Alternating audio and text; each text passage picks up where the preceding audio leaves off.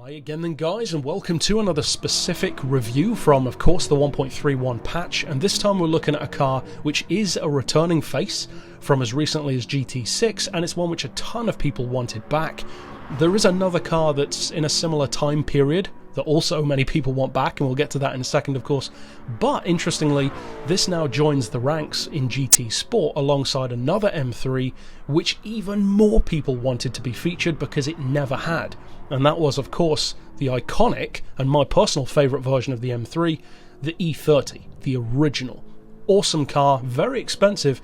This one is very different in many ways. Of course, most cars over different facelifts and generations will change significantly, but very few have changed as much as the M3. The only thing that really has remained constant from way back with the E30 up until this one, the E92, is the name and the fact that they both feel great to drive. Apart from that, they are utterly different machines. The original was a homologated touring car for the street, very Group B rally car style. It even had the blistered arches, etc. This one is not that at all. This is a pure sports coupe and is the peak of its lineup in a much more conventional sense, like Mercs and Audis and that kind of thing. But the fact that it does share that DNA line of the ultimate driving machine, which of course is BMW's thing, this car does a good job of that, because the handling is undoubtedly easier to work with than the E30 is. That's a very slippery car, even if you don't want it to be.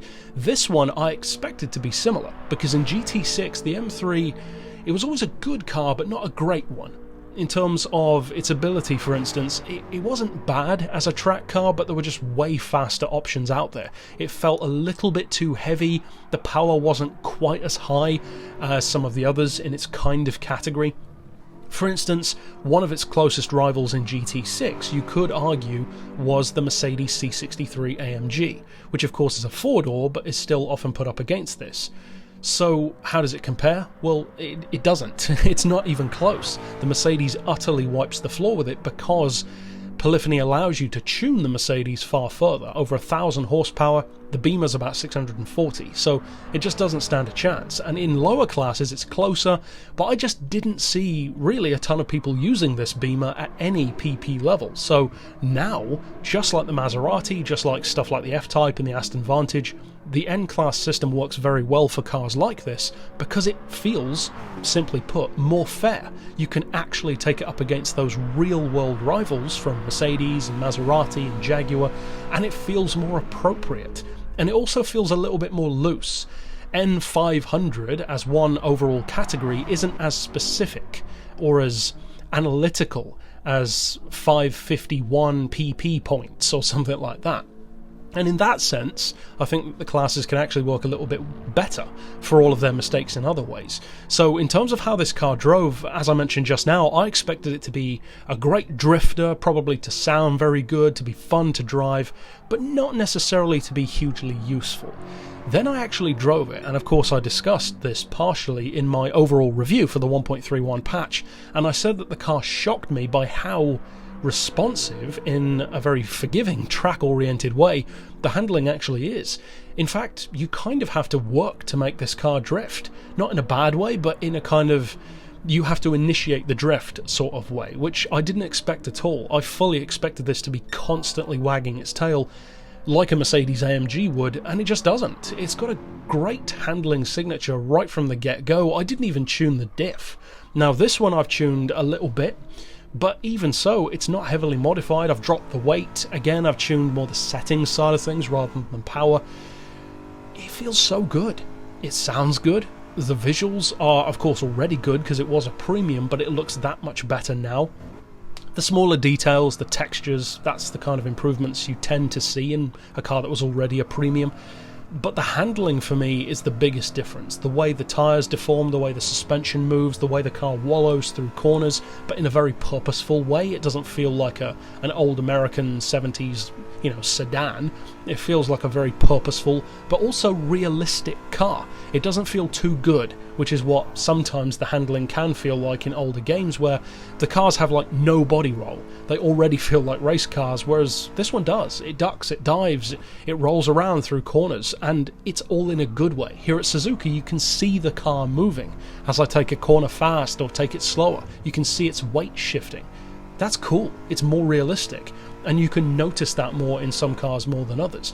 And one of the reasons why you can notice it with this one is because of the fact that I haven't heavily tuned it. I've just made a couple of minor changes and left it mostly, you could say, stock. So that's why you can see more suspension travel and really get a feel and look for how the car performs. Straight out of the crate, if you will. Now, it is fairly expensive, 93,000 credits. That's $1,000 more than the Tesla, which of course we'll get to later this week. But unlike the Tesla, it's actually a very useful car because of course you're looking at N400 stock. You can comfortably detune it to N300. You could go higher if you want, but I usually caution people against that with certain cars because the higher the class, the fiercer the opposition becomes, and you start to get some really OP vehicles like Porsche 911s and even full-on supercars, whereas around N300, N400 you can get some good ones for sure, but it's a little bit more modest and a little more realistic sometimes. You can still get your Ferrari F50s down to N300, which isn't necessarily a fair battle against this, but again, like I said earlier, taking it up against the Maserati, against Astons, Jags, that's where this car's forte is, that's what it's designed for. It doesn't have any direct rivals that I can think of, apart from maybe the M4 in a general sense, but stuff like the Mercedes AMG, the C63 or something like that, or even an Audi RS4 you could say, they're simply not available. So maybe they will come at some point, that wouldn't surprise me. The Mercedes in particular, because it was already a premium, but of course that remains to be seen. For now, this car really impressed me. The pricing is high but not ridiculously high. Unfortunately, it's not high enough to be eligible as a cash cow vehicle at Blue Moon Bay. For those of you who were interested in that, it's just like the NSX Type R, not quite high enough, which is unfortunate, but as a track car, it's good. Now tomorrow, I've done a tune already for this, which will be released tomorrow, and it's not quite as quick as I thought it felt. Now I say that as a fact, but it's not necessarily something to be disappointed by. It's still quicker than some of my other N300 cars with a similar shape. But for example, it was a little bit slower, I believe 1 or 2 seconds slower around Dragon Trail than my N300 Hyundai Genesis Coupe. So when you put it that way, that doesn't sound great. But of course, certain cars are just more responsive to tuning, especially when you're doing something like taking a Hyundai upward in terms of power, whereas this one you're restricting it more. So of course, stuff like that always applies. This car is not running at its peak, for instance, in N300. So overall, this is a car which I would definitely recommend buying. It's got fantastic handling, great driving manners, and it's very fun to drive, which at the end of the day is kind of the most important thing about an M3. Sure, it can race when tuned, it can be fast in a straight line when tuned, it can be a great drifter or a great track car depending on the model, like a CSL or a GTS, but at its core, the M3 has always been a very similar car to the Pagani Zonda in one specific way, and that is it was not designed to be the best at anything, except for being a pure driving experience which puts a smile on your face. So if it accomplishes that, who really cares if it can do anything else? As it happens, the reason why I would say this interpretation of the E92 in GT Sport is so good is because it feels great to drive and it's useful.